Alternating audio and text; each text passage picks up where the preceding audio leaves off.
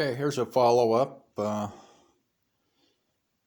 Finished the deep water pour on my river,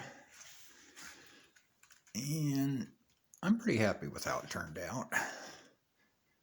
After I finished, or after the epoxy set, I went ahead with the Mod Podge gloss and put some ripples in the water. You can see them in the right light. Like there, it turns out pretty good. I kind of dry brushed with some white to highlight some of the faster water. But all in all, it turned out it wasn't that hard to do. I did go ahead and get started on some scenery. I wanted to play with it and see what I was going to do with the rest of it, but that turned out pretty good. I need a lot more trees. I'll have to get to making some, and some of them I have bought, but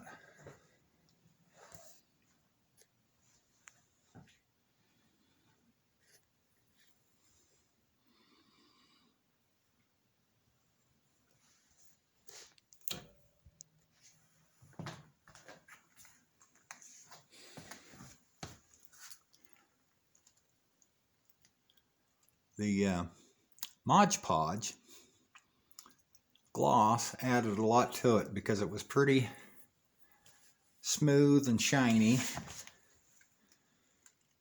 And you can see, there's a good shot. You can see right there what it did. It just gives it some life.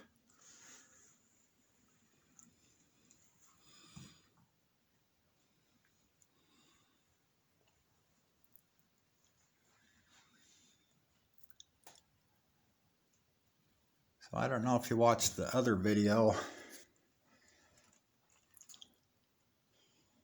but I added this section on because my gradient was too steep right here. So I wanted to do the water feature. And when I finish with the trees, I'm going to add about,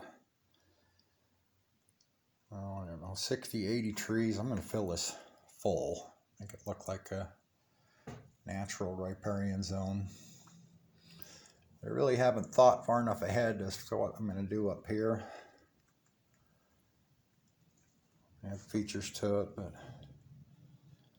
so I'm going to use a lot of license and play with it. I might.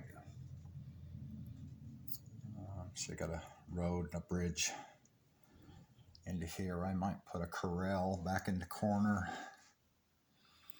and maybe a cattle ramp loading station here for the railroad. It needs something. I was going to put it over here, but don't really have the room. Maybe up here. I don't know. Still got lots of room and time to play with it. I haven't decided whether to leave this as a train wreck and an abandoned section.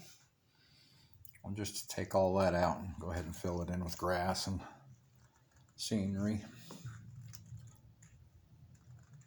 But, you know, pretty excited. Turned out good. So I'll make another video when I get this grassed in and full of trees. So there you have it. Bye.